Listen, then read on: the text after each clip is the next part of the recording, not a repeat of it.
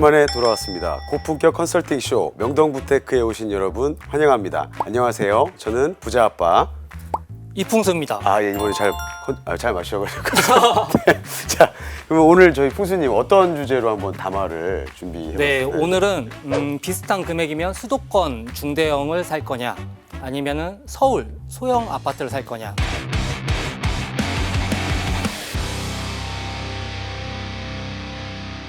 풍수님 일단 요즘에 네네. 그 인구수 줄고 있다고 많이 회자되고 있어요. 맞습니다.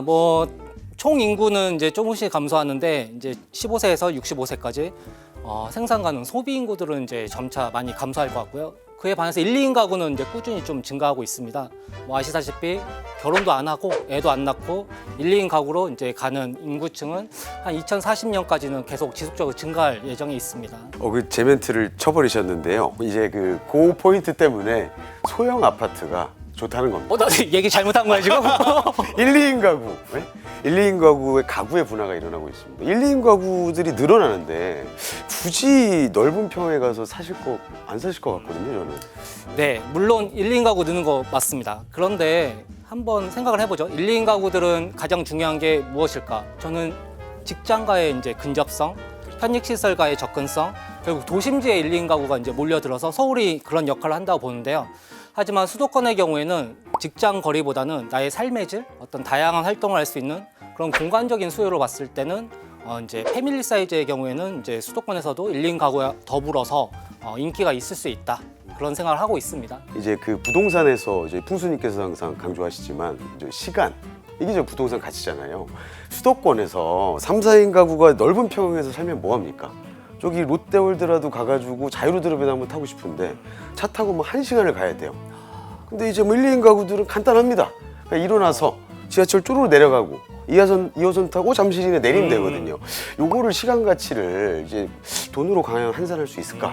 요거는 이제 좀 퀘스천이 듭니다. 그러니까 1, 2인 가구는 이제 사이즈가 작으니까 말씀하신 것처럼 집에서 잠만 자고 인접해 있는 편익시설을 이용하기 위해서 움직이죠. 하지만 공간이 크면은 집에서 하면 돼. 집에서? 안 나가고 공간이 크니까 이 방은 엔터테인먼트 방, 이 방은 운동하는 방, 이 방은 공부하는 방, 이 방은 직장, 우리 재택근무도 있지 않습니까? 그렇죠. 그러니까 그 다양한 공간 활용을 할 수 있으려면 공간이 필요한데 1, 2인 가구는 공간이 작아요. 아무래도 이제 직주 근접을 이제 원하지만 우리는 직주 일체가 될 수 있어요. 집에서 하는 거죠. 예. 그 관점에서 얘기를 드리고 싶어요. 예. 저희 그 풍수님께서 공간 얘기하셨는데 요즘에 1, 2인 가구용 소형 아파트도 공간 잘 뽑습니다. 왜냐하면 네. 공사비가 올라가니까 분양가가 높아져요. 그 분양성을 높이려고 자꾸 뭔가 마케팅을 씁니다. 서비스 면적을 넓혀주고 저희 우물천장도 쉽게 볼 수 있잖아요. 그렇죠. 그 뭔가 공간을 극대화해서 사용 가치를 높이고자 하는 그런 소형 평형들이 요즘에 트렌드입니다.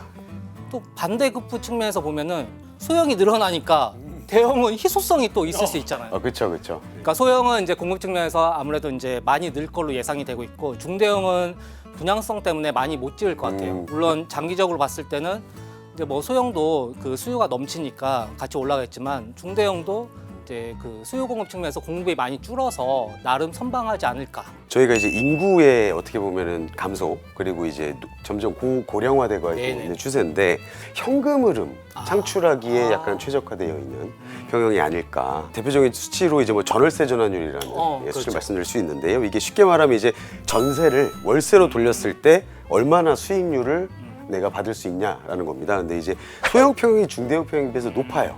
그 이유는 내가 월세 현금 창출을 위한 투자를 했을 때 수익률이 높다는 겁니다. 그럼 중대형 평형은 전세 보증금이 너무 비싸요. 그걸 월세로 돌리려면 전세 보증금 많이 필요합니다. 그거 쉽지 않다라는 생각. 맞는 말씀입니다. 소형 주택은 앞으로도 이제 월세 가속화가 일어나면 분명히 이제 투자 수익률 측면에서는 중대형보다는 유리한 건 인정합니다. 중대형도 사실 현관문 2개를 달면 1+1로 달면 일부는 임대로 일부는 자가로 하면서 세대 분리가 될 수가 있어요. 소형에는 미치지 못하지만 일부 이제 캐시플로우를 좀 발생시킬 수 있는 그런 생각도 한번 해볼 수 있을 것 같긴 해요. 중대형에 대해서는 사실 투자 관점에서는 말씀하신 것처럼 소형보다는 좀 약할 수밖에 없다는 생각이 듭니다. 하지만 이제 개인적인 어떤 처해진 상황, 가족 수가 좀 많다든지 혹은 이제 소형을 서울로 들어가고 싶어도 공간이 좁으니까 같은 금액이면 좀 공간을 넓혀서 이제 조금 수도권 쪽에 이제 집을 마련해서 삶의 질과 효용을 높이는 그 전략도 분명 개인적인 성향에서는 선택할 수 있는 거 아니냐 그렇게 보는 거예요. 예. 저희 사실 그 내가 거주하는 곳에서의 사용 가치만이 부동산의 전부는 아니거든요.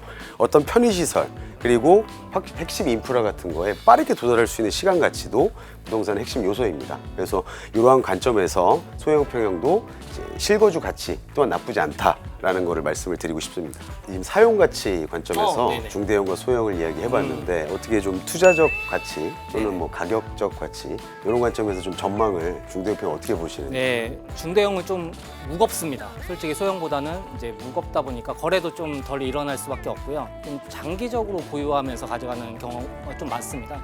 먼 후일 이제 재건축하게 될 경우에 대지 지분이 좀 크고 이제 일반 분양 물량이 좀 있다 보니까 사업성이 조금은 소형 단지들보다는 좀 나을 수 있다.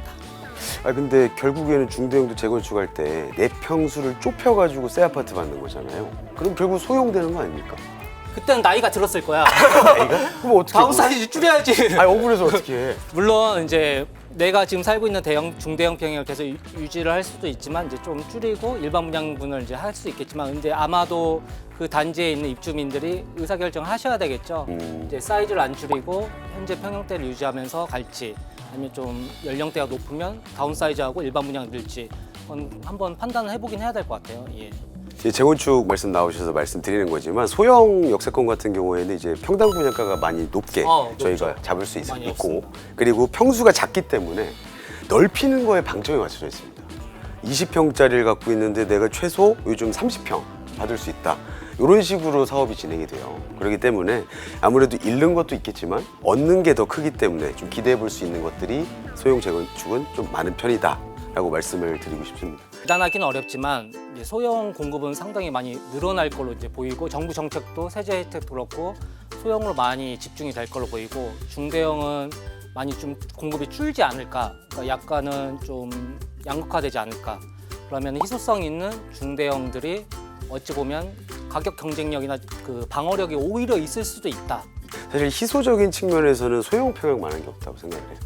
뭐 잠실에 뭐 땡땡 단지, 죄송합니다. 네네. 뭐 말을 할 뻔했는데 단지 같은 거 보시면은 12평, 13평의 초소형 형들이 있어요. 네네. 그런다는 단지들 같은 경우에는 이제 주식으로 좀 표현하면 배당 성장주하고 비슷합니다. 아, 그럴 수 있죠. 네, 일단은 이제 아파트의 대단지 커뮤니티 시설의 프리미엄을 똑같이 누리면서 그리고 또 그 인근의 전문직, 뭐 의사분들 이런 분들이 그냥 거주하고 싶어 하세요. 세컨드 하우스로.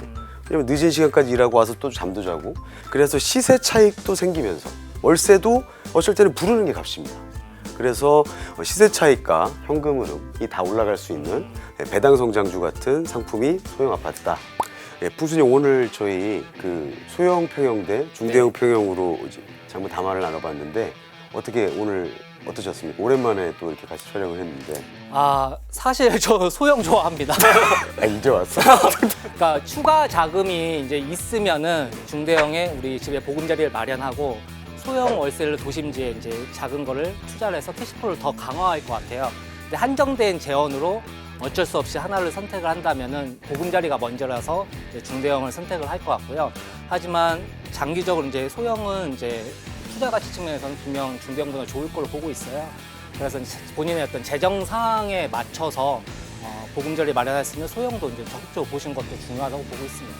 그래서 일단은 저희 보는 시청자분들도 일단 똘똘한 채 중대형 평형으로 일단 마련을 하시고 이후에 투자적 관점에서 소형 평형의 아파트들을 공부해 보시는 것도 나쁘지 않을까 싶습니다. 저희 부테크 구호 한번 외치면서 마무리하도록 하겠습니다. 그러시죠. 예, 돈이 몰리는 것 명동 부테크로 갑시다.